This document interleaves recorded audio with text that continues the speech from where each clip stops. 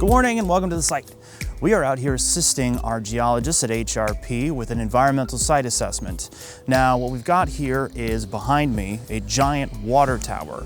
We'll be using our drone to get a look inside at what's going on in there. And we're trying to answer the question, does this still have a roof on it? And if not, what does it look like inside? We've also got a small island out here in the river that we want to see if we can get most of the information from and potentially cut out the need to head over there on a boat. All right, let's take a look.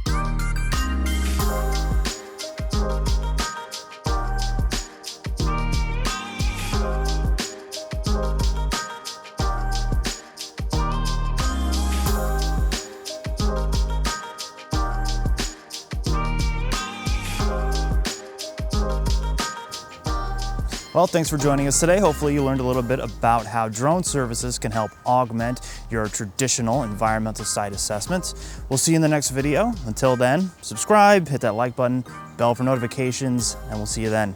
Bye, everybody.